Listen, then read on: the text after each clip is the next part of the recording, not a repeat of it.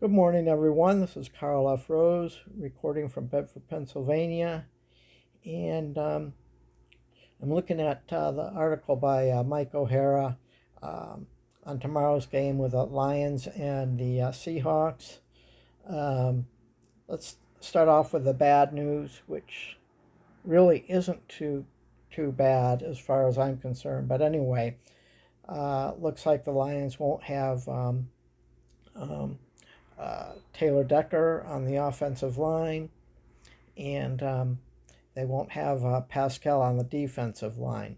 However, uh, what Dan Campbell and Brad Holmes has done is create depth on both lines. The good news, well, I hate to call it good news when you see the other team banged up. But anyway, Seattle looks like they're going to have both of their starting guards out, guards or tackles, anyway, on their offensive line. Two of them are out. Um, so they're going to be juggling things. And uh, this is going to be, I just want to say something with all the news going on, the noise with bugs. Um, uh, last week. Um, if the Lions give him a shot, and considering the Seahawks situation, Bugs has a very good opportunity to prove himself. Um, and I believe what happened last time around was he just didn't perform well in practice. So he's got a shot. Not only that, um, I can I would bet I would bet anything to say that Coach Campbell and Coach Carroll really don't like each other. The fact that the Seahawks beat the Lions um, the last two times in a row, and the first time um, with the 58 at 29 or whatever it was score. Pete Carroll just embarrassed Campbell, and coaches take things personally as well. They just don't announce it because what the head coach does and says. It kind of reflects on the player. So he doesn't want to rub off any negativity onto the players, but there's a not a very good feeling. They just want to, and uh, I'll get into this in the article a little bit, but the players remember too. Two games in a row. The first one was just um, just a complete embarrassment to Campbell. The other one, and what bugs me about the last year is that um, basically the Lions had their third string out. Basically their whole defense was out, but you never hear the media say that, oh, the Lions were out. It's always that the other team. Well, what you're going to hear Monday, regardless of what the score is, they're going to say, oh, the Seahawks didn't have both their guards. Um, so, but they're not going to say that the Lions were missing Pascal or Taylor Decker. That will be forgotten. Uh, and Taylor Decker is huge, but they've got depth. And Campbell points that out. So let's get into this article a little bit. Here it goes. Not too early for the Lions to play in a revenge game. This is definitely a revenge game. Uh, you know, I mean, they knew they had to take care of business in Kansas City. They did.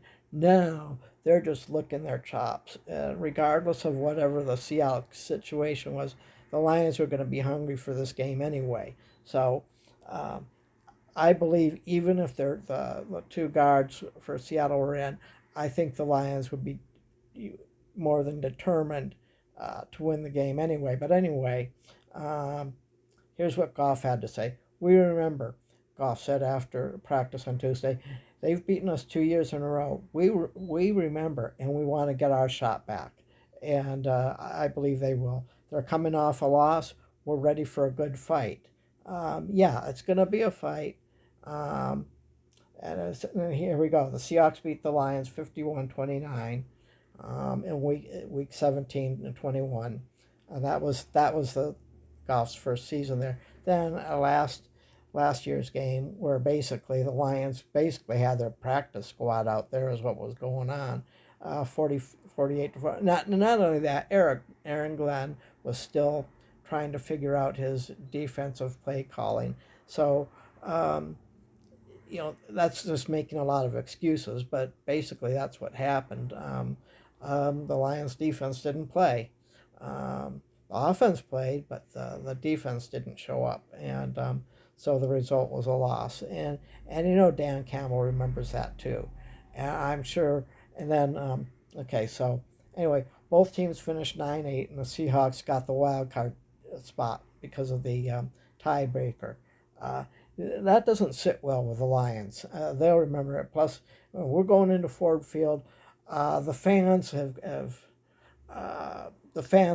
got to have to make some noise, and I think it's going to be just it's going to be insane at Ford Field.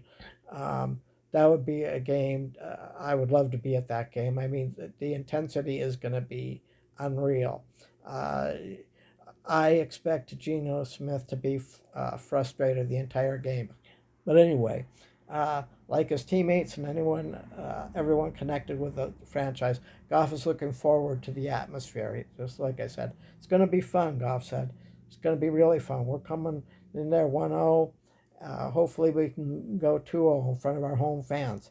And that's important. They're fired up. They're fired up. Now, Seahawks, linebacker Bobby Wagner pointed out the weakness in week 1. We couldn't get off the field, he said. The Lions run the game. They plow through Seattle's defense. And they just, if the line just kind of pushes down the field like they did in Kansas City, that would be great. And then the Rams had a 27-13 advantage in first downs. Anyway, the runaway. Seattle had a 13-7 lead over the Rams at the half and got blown out by the Rams 23-0. 23-0 run in the second half. So here we go. Here's the good news. Good things have already started for the unit. All 5 starters able to play. 6 of 9 plays in last week's game-winning drive running. That's an example. Okay. Handy. Josh Reynolds. So yeah, we'll probably see a lot of him. Yeah, because I don't think we're going to see much of Marvin Jones. He had a horrible game. And growth. Aiden Hutchinson, he had 3 solo tackles and an assist and 3 quarterback hits in the first game of his second season. So, Lions keys offense. They have balance. 34 runs versus 35 passes. Take a shot when it's there. Like the 33-yard strike to Reynolds. And Quandre Diggs on Seattle. Need to keep an eye on him.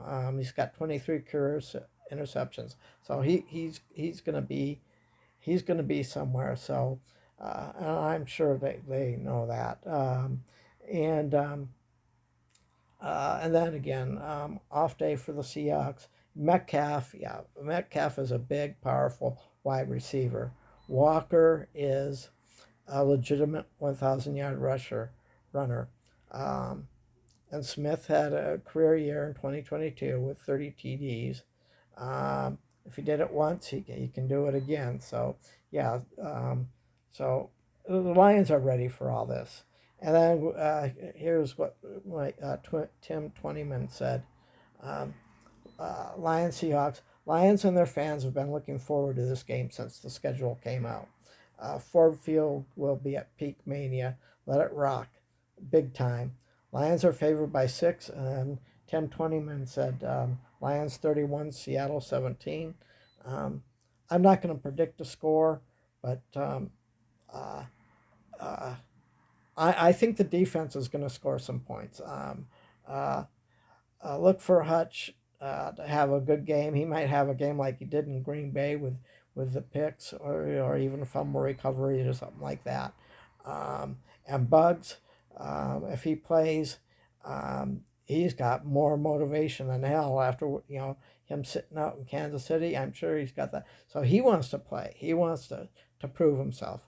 So I think you're going to see a lot of Bugs out there, and I think Bugs is going to show the coaching staff that he means business. So uh, that's just my guess, and we'll just have to wait and see for tomorrow. But anyway, just wanted to get this out. Talk to you later. Have a good day.